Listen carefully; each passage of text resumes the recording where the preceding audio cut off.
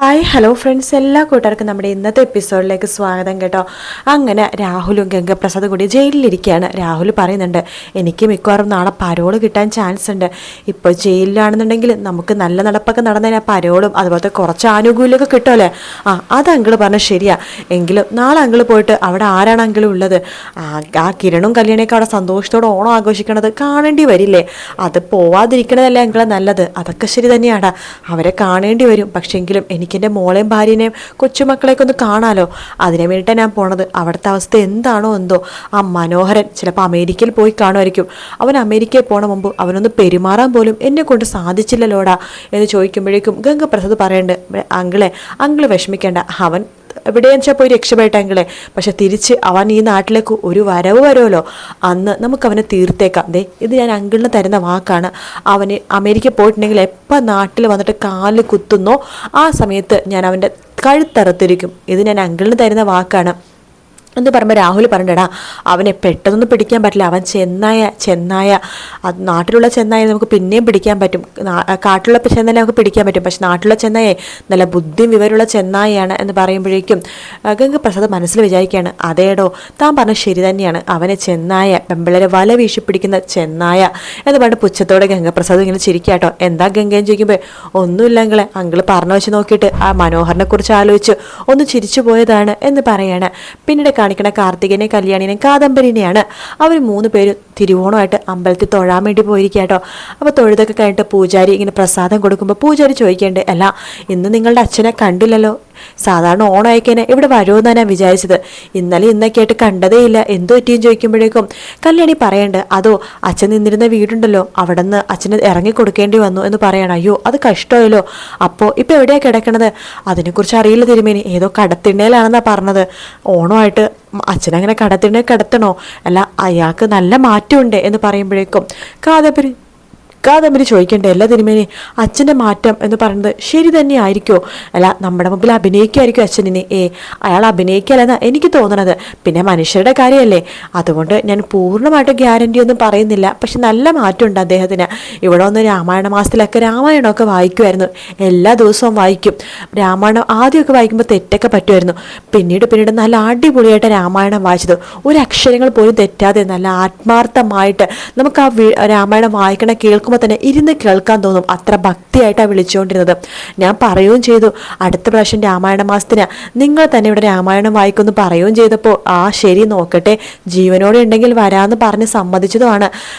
നല്ല മാറ്റുണ്ട് മക്കളെ. പിന്നെ എന്താണ് നിങ്ങളെക്കുറിച്ച് മാത്രമേ എപ്പോഴും അച്ഛനെ പറയാനുള്ളൂ എന്ന് പറയുമ്പോഴേക്കും കാർത്തിക പറയണ്ട, പക്ഷെ തിരുമേനി ഞങ്ങൾക്ക് എല്ലാവർക്കും സംശയം, ആ വിക്രം എന്ന് പറഞ്ഞവൻ നാട്ടിലേക്ക് വന്നപ്പോഴേക്കും അവൻ്റെ കൂടെ അച്ഛൻ കഴിഞ്ഞത്.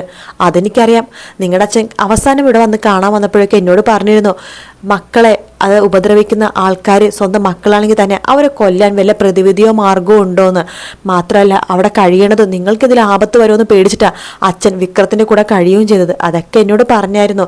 എന്തായാലും തിരുവോണമായിട്ട് അദ്ദേഹത്തിൻ്റെ റോഡരികിലൊന്നും കിടത്തണ്ട, പറ്റുമെങ്കിൽ വീട്ടിലേക്ക് കൊണ്ടുപോകുക, ഒരു നേരത്തെ ഊണ് കൊടുക്കുക, അതിനേക്കാളും പുണ്യം വേറെ ഒന്നുമില്ല എന്ന് പറയാണ്. ശരി തിരുമേനി എന്ന് പറഞ്ഞിട്ട് കല്യാണിയും കാർത്തികയും കാദംബരി അവിടെ നിന്ന് ഇറങ്ങുവാട്ടോ. ഇറങ്ങുമ്പോൾ കല്യാണി പറഞ്ഞിട്ട്, കണ്ടില്ല തിരുമേനി പറഞ്ഞത്, കേട്ടില്ല നിങ്ങൾ രണ്ടുപേരും, അച്ഛന് നല്ല മാറ്റമുണ്ട് എന്ന് പറയുമ്പോൾ കാർത്തിക പറയണ്ട്, അതെ അയാൾക്കറിയാം നന്നായിട്ട് തിരുമേനി നമ്മുടെ അടുത്ത് ഈ കാര്യങ്ങളൊക്കെ പറയുമെന്ന്. അതുകൊണ്ട് തിരുമേനിയുടെ മുമ്പിൽ മനഃപൂർവ്വം അഭിനയിച്ചതായിരിക്കും ഈ അച്ഛൻ എന്ന് പറയുമ്പോൾ, ചേച്ചിക്ക് എന്താ ചേച്ചി ഇപ്പോഴും അച്ഛന് വിശ്വാസമില്ലാത്ത? എനിക്ക് അയാളെ വലിയ വിശ്വാസമൊന്നുമില്ല എന്ന് കാർത്തികയും കാദംബരി പറയാണ്. ശേഷം അവർ 3 പേരും കൂടി വണ്ടിയിലേക്ക് കയറുന്നുണ്ട്. കല്യാണി പറഞ്ഞിട്ട്, എന്തായാലും അച്ഛനെ കാണുകയാണെങ്കിൽ വിളിച്ചുകൊണ്ട് പോകാം, ഓണത്തിന് ഒരു നേരത്തെ ഭക്ഷണം കൊടുത്തിട്ട് അച്ഛനെ പറഞ്ഞയച്ചാൽ മതി എന്ന് പറഞ്ഞിട്ടാണ് അവർ വണ്ടിയിലേക്ക് പോകുന്നത്. അങ്ങനെ വണ്ടിയിലേക്ക് കയറി കുറച്ച് ദൂരെ യാത്ര ചെയ്യുമ്പോഴേക്കും കാദംബരി പെട്ടെന്ന് ഒരു കടയുടെ തിണ്ണയിൽ ഒരു നായ്ക്കുട്ടിയുടെ കൂടെ ഇരിക്കുന്ന പ്രകാശനെ കാണുന്നുണ്ട്. കാദംബരി പറയണ്ട്, കല്യാണി ദേ അച്ഛൻ എന്ന് പറയണ, എവിടെ ദേ അച്ഛൻ എന്ന് പറയുമ്പോഴേക്കും കല്യാണി കാണുന്നുണ്ട്. ചേട്ടാ വണ്ടി ഒന്ന് നിർത്ത് എന്ന് പറയാണ്.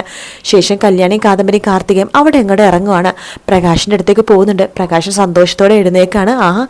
തിരുവോണമായിട്ട് എൻ്റെ 3 പെൺമക്കളെയും എനിക്ക് ഒരുമിച്ച് കാണാൻ പറ്റിയല്ലോ, സന്തോഷമായി.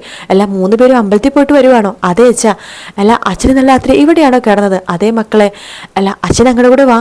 എവിടേക്ക്? വീട്ടിലേക്ക്? അയ്യോ വേണ്ട മോളെ, വന്നാൽ ശരിയാവില്ല. അച്ഛൻ വന്നില്ലെങ്കിലേ ശരിയാവാതിരിക്കുള്ളൂ, അച്ഛൻ വരാൻ നോക്ക്.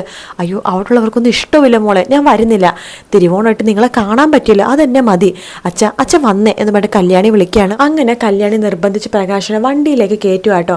ശേഷം കാണിക്കണം നമ്മുടെ ദീപേനെയും ലക്ഷ്മി അമ്മേനെയും കൂടിയിട്ടാണ്. അങ്ങനെ നമ്മുടെ താരയും കൂടി വേണ്ടിയിട്ട് അവർ 3 പേരും കൂടി അത്തക്കളോടാണ്.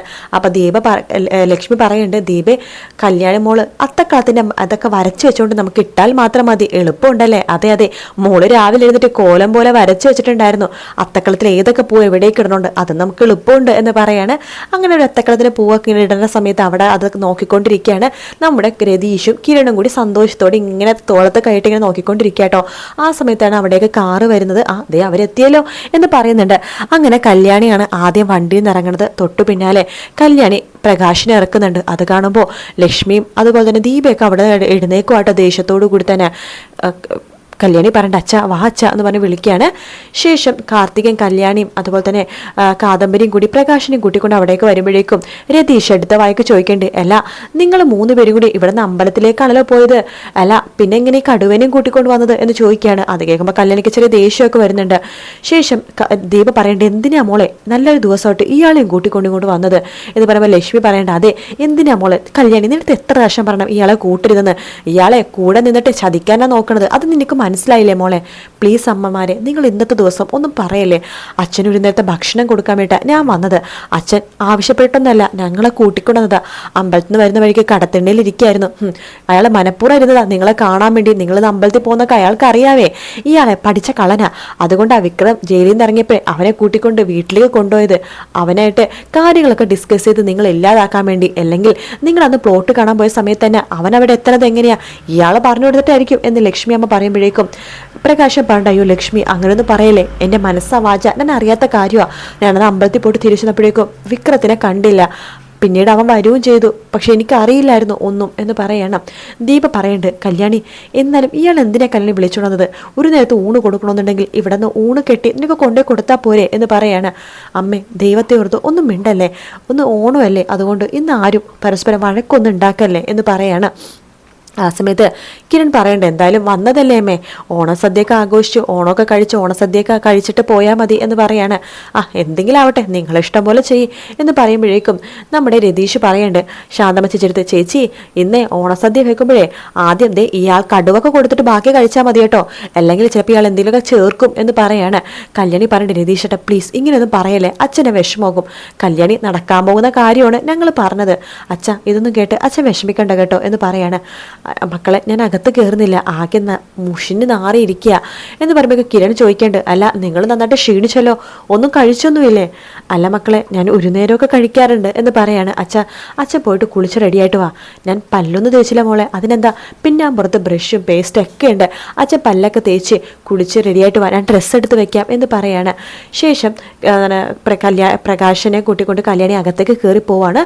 അങ്ങനെ കയറി പോയി കഴിയുമ്പോഴേക്കും ലക്ഷ്മി അമ്മ കിരണോട് പറയുന്നുണ്ട്, എങ്കിലും മോനെ ഇത് ഇത്തിരി കൂടിപ്പോയി, അയാളെ വിളിച്ചോണ്ട് വരേണ്ട ആവശ്യമൊന്നും ഉണ്ടായിരുന്നില്ല എന്ന് പറഞ്ഞുകൊണ്ടിരിക്കെ കിരണിൻ്റെ മുഖവും മാറുന്ന ഭാഗത്തോടെ ആട്ടോ എപ്പിസോഡ് തീരുന്നത്.